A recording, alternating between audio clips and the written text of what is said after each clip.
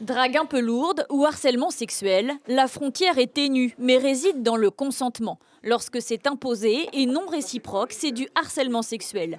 En Polynésie, il n'existe pas de chiffre officiel, mais certains secteurs comme l'hôtellerie-restauration sont plus exposés.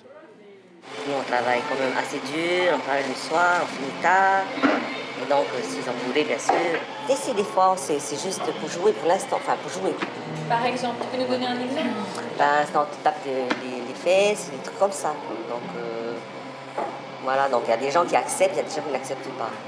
Le harcèlement sexuel au travail, cela peut être une parole ou un geste déplacé, des messages à caractère sexuel, l'affichage d'images, des rendez-vous professionnels dans des lieux inappropriés ou encore faire pression afin d'obtenir une faveur sexuelle.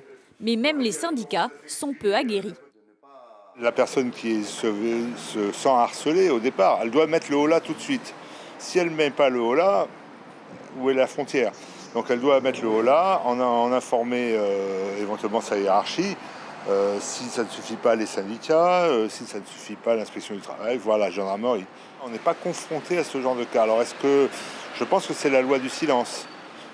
Parce qu'il n'y a pas de raison qu'il n'y en ait pas plus qu'ailleurs. Dans le code du travail polynésien, c'est à la victime d'apporter les preuves du harcèlement sexuel. Car c'est un délit passible de 2 ans de prison et 3,5 millions de francs d'amende. Maître Robin Quinquis a défendu plusieurs dossiers, une procédure souvent délicate. La première étape, c'est ce dévoilement, qui n'est pas facile, une étape qui, je comprends, ne peut pas être facile à faire. Puis la deuxième chose, c'est qu'il est extrêmement difficile de rapporter la preuve par des faits matériels de l'existence d'un harcèlement. Alors on est souvent dans des situations où le harcèlement est contesté par l'auteur, mais aussi par son entourage. Donc un rapport de force qui se fait dans des rapports de travail, ça peut être extrêmement malsain. Chaque année, environ 3 signalements pour harcèlement sexuel finissent sur les bureaux de l'inspection du travail, lorsque la voie amiable est restée une impasse.